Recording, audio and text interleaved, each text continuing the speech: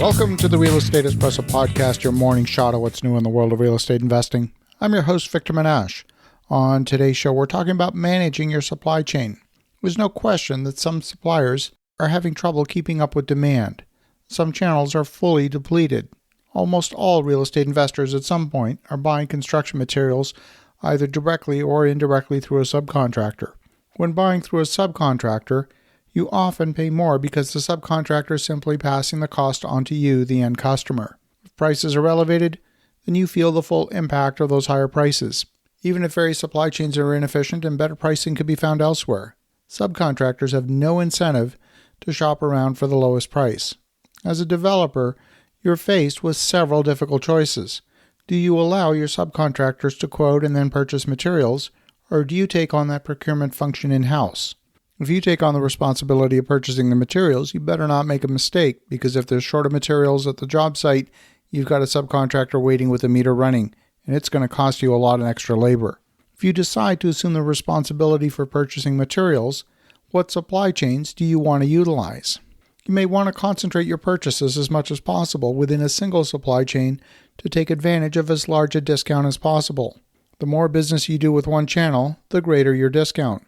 As a simple example, let's imagine that you have a pro account with Lowe's. The more you purchase at Lowe's, the greater your discount. When you purchase across the breadth of your projects, those discounts add up. But when you discover that Lowe's doesn't have the product you're looking for in stock, a search of several stores showed that Lowe's, for example, had zero stock of nylon white electrical cover plates that we were seeking. Home Depot, on the other hand, had ample supply at a good price. The decision is obvious. You have to secure the supply from the channel that has it. Now, electrical cover plates are not that expensive, and the extra 10% discount won't make a big difference in the grand scheme of things. But what about higher-priced items? Are you better off working with a few specialty suppliers? There are businesses, for example, that specialize in only certain trades. For example, there are suppliers that deal with building envelope. These are things like flashing and siding and weatherproofing and roofing materials and so on. Well, you get better pricing and, more importantly, greater security of supply when dealing with a specialty channel like that. I recently priced LED pot lights at Home Depot, Lowe's, and Amazon. The choice, features, and pricing was far better on Amazon than at the big box stores. Checking the reviews, I found that I could source the best lighting products from Amazon for about 10 to 15% less than any of the big box stores. The best prices are usually found in the wholesale channel, where the supplier only sells to contractors. These suppliers do not serve the retail channel, but that means each time you set up an account, you need to send company records, fill out a credit application, and go through the process of setting up an account before you can even place your first order. When you're undertaking a construction project, seeing that there's inventory available in the channel today is no guarantee that supply will be there when you need it. Once the project is committed, the only smart thing to do in today's environment is to purchase all the inventory right now and warehouse it. But then you've got to add the cost of the warehousing to the cost of the inventory.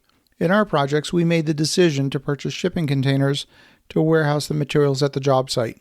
And while a shipping container these days might cost a few $1,000s, we feel confident we can always sell the containers in the open market when the project's completed and we don't need them any longer. If the pricing for containers remains steady, then the real cost of the container is simply the cost of tying up the capital for the duration of the project. Since containers seem to hold their value, the real cost of that warehousing could approach zero. Now, one consideration is that a shipping container is not climate controlled. Therefore, it's only suitable for those products that can tolerate a wide range of temperature and humidity conditions. Even if the container is watertight, the inventory will be subject to variations in temperature and humidity. So I would not store kiln-dried hardwood flooring in a container. But construction lumber should be just fine, along with electrical components, plumbing supplies, fasteners, ceramic, and steel. Those will all tolerate the temperature and humidity fluctuations of a container environment. In today's environment, dedicating resource in your company to optimize your purchasing can pay huge dividends in terms of savings. And those savings will come in two dimensions. The first saving will happen because the component substitution will save you time when you experience supply chain disruptions. The second saving will result in value engineering. Since you have the relationship with the architect and the engineers in the project, you'll need to be involved in the decision loop regardless in order to get sign-off from the architect and engineers on those material substitutions. With all of the supply chain disruptions that we're seeing in 2021, this is the year where we're bringing the purchasing function in-house. And despite the need to manage all that extra complexity, we find that it's absolutely worth it. As you think about that, have an awesome rest of your day. Go make some great things happen. We'll talk to you again tomorrow.